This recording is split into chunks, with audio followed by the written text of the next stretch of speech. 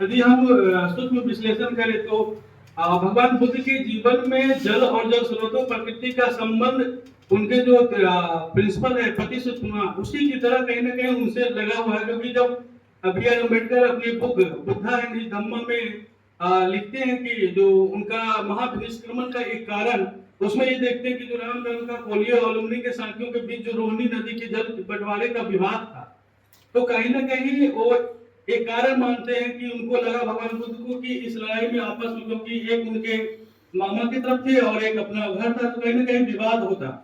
तो उसके बाद भगवान बुद्ध महाविनिष्क्रमण करते हैं, मतलब बुद्धत्व की प्राप्ति के लिए निकलते। तो कहीं ना कहीं हम ये मान सकते हैं कि रोहिणी के जल का जो बंटवारा है एक उनसे जुड़ा हुआ। फिर जब जो उनके साथी जन छोड़ के आते हैं वो अनुमा नदी के तट पर ही उनको छोड़ के आते हैं। और जब भगवान बुद्ध बोध गया में अपने बुद्धत्व की प्राप्ति करते हैं तो निरंजना नदी और पीपल का वृक्ष उनके साथ समझ गए भगवान बुद्ध के साथ जल स्रोतों का एक संबंध है। और जब यहाँ सारनाथ में जब अपना फर्स्ट जन्म देते हैं मिर्गांव काल में, तो वहां भी प्रकृति है और जल स्रोत है। और भगवान को जब अपना महापरिनिर्वाण प्राप्त करते हैं, जहाँ उनका अंतिम संस्कार होता है वो हिरण्यवती नदी के तट पे। और जब भगवान बुद्ध को भगत प्राप्ति के बाद जब उनको पहला गिफ्ट मिलता है महाराजा बिंबिसार के द्वारा वेणुवन, तो वेणुवन भी एक प्राकृतिक रूप से एक सुंदर है। और भगवान बुद्ध कहते हैं कि रम्यम आनंदम राजगिरा वेणु बने कलंदक निवारण। भगवान बुद्ध कहते हैं कि जिस तरह से रमणीय और आनंदमय राजगीर है उसी प्रकार से वेणु वन में कलंदक सरोवर है। और जो बौद्ध धर्म है वहां कहीं ना कहीं जो जल है वो एक जल संसाधन भौतिक साधन नहीं बल्कि जीवन करना और परस्पर निर्भरता का एक प्रतीक रूप है। बुद्ध के उपदेशों और विनय नियमों में प्रकृति पर्यावरण और जीव जगत के प्रति गहरी संवेदना दिखाई देती है।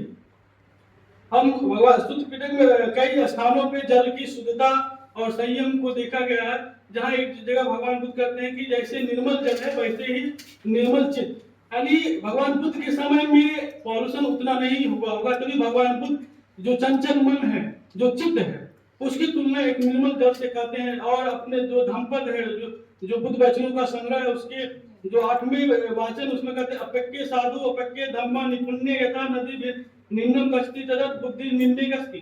जैसे जल स्वाभाविक रूप से नीचे स्थान की ओर बढ़ता वैसी जो बुद्धिमान व्यक्ति है विनम्रता की ओर बढ़ता है। तो भगवान बुद्ध ने विनम्रता से उसकी तुलना की है जल की। बौद्ध धर्म की अवधारणा में जल एवं विनम्रता का भाव निहित है, इसलिए कहते हैं कि व्यक्ति का जो जीवन है वो जल की तरह निर्मल होना चाहिए। वही जब हम विनय पिटक में एक जगह और आता है कि भगवान बुद्ध उसमें जो अनुशासन है उसमें कहते हैं कि जो बौद्ध भिक्षु हैं उनको कोई ऐसी वस्तु ग्रहण नहीं लेनी चाहिए जो किसी व्यक्ति ने दान नहीं दिया हो। लेकिन भगवान बुद्ध इसमें जल का इंक्लूड नहीं करते। इसका मतलब है कि जल एक ऐसी चीज है जो अति आवश्यक चीज है जिसपे सभी लोग मतलब उसका उपयोग करते हैं। अब हम जल की बर्बादी जो जल संरक्षण की बात है उसमें एक सारंग सूत्र जहाँ भगवान बुद्ध श्रावस्ती में विचरण कर रहे थे, तो वहाँ एक संगराव नामक एक ब्राह्मण थे। वो अपनी मन शुद्धि के लिए जब भी वो कोई काम करते थे उसके बाद वो स्नान करते थे। तो कई लोगों ने आनंद से कहा, तो आनंद ने भगवान बुद्ध के पास जाकर कहे कि भगवान आप उन्हें समझाइए, क्योंकि वो कभी भी कुछ करते हैं सुबह शाम वो स्नान करें जल की बर्बाद। तो भगवान बुद्ध घर जाते हैं और उनसे पूछते हैं क्या हम आपके बारे में जो सुन रहे हैं क्या सही है?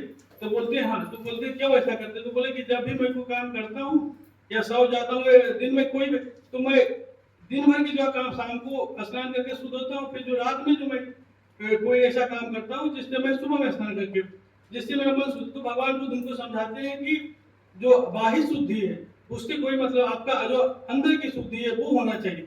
तो भगवान बुद्ध के जीवन में मुझे लगता है कि जल संरक्षण एक महत्वपूर्ण विषय रहा होगा, तभी भगवान बुद्ध उनके घर जाते हैं। ना तो उनको संघ में बुला के या कभी यदि मुलाकात होती तो भी ये बात बता सकते हैं।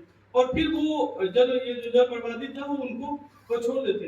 ब्रह्मजल सूत्र और कुंडल सूत्र में भगवान बुद्ध ने जो वृक्ष है पेड़ पौधे उनको क्षति होने का निषेध किया है। और जो वृक्षु होते हैं उनपे पचित्या मतलब एक पचित्या एक दंड होता है कि आप आके मतलब संघ में आप स्वीकार करें कि अपनी कौन सी गलतियां की हैं। तो उसमें विश्व यदि कोई वृक्ष पौधों को पेड़ों को पक्षियों को तोड़ता है वृक्ष को, तो उनको आके प्रायश्चित करना पड़ेगा। यानी प्रकृति का इतना महत्व बुद्ध के समय है। और जैसे हम जल का उपयोग, भगवान बुद्ध कहते हैं कि जब भी कोई मोनेस्ट्री में मतलब आए सर बिहार में, तो उनको आप जल दे के स्वागत करें मतलब। और अंतवासियों को ये भी कहते हैं कि जो भी हमें, जो हमारे गेस्ट हैं महाविहार में, उनको आप ये निर्देशित करें कि वो जल का समुचित प्रयोग करें। ऐसा हो सकता है कि जो हमारे यहाँ आ रहे हैं वो ऐसे प्रदेश क्षेत्र से आ रहे होंगे जहाँ जल की उपलब्धता ज्यादा हो, तो वो उसी प्रकार उपयोग करते होंगे। और यदि और जल संरक्षण पे और एक चीज है, भगवान बुद्ध ने जो जल प्रदूषण पे वो विनय पिटक में सारे भिक्षु और भिक्षुणियों को निर्देशित करती हैं कि जल स्रोतों के आसपास कोई शौच, टॉयलेट या कोई थूकेगा नहीं, कोई हाँ समय को देखते हुए बौद्ध धर्म में जल केवल बाह्य शुद्धि नहीं बल्कि ध्यान, अनुशासन, आत्मसंयम का प्रतीक है। जल केवल संसाधन नहीं, साधना है। यह जीवन की वह धारा है जो भगवान बुद्ध की तरह निर्मल, शांत और उद्देश्यपूर्ण प्रभावित होती है। बहुत बहुत धन्यवाद। Do you have any query? So he has pointed out a lot of things that I did not review, so I really appreciate how in depth he went into the literary sources and the philosophy. इन्होंने बहुत सारी चीजें उसमें बोला तो उसको मैं छोड़ दिया, उसको मैंने नहीं बोला। So that you both can discuss it during Yes. lunchtime. तो आप कई सारे reference note कर रहे हैं, बहुत अच्छा, बहुत बढ़िया। धन्यवाद।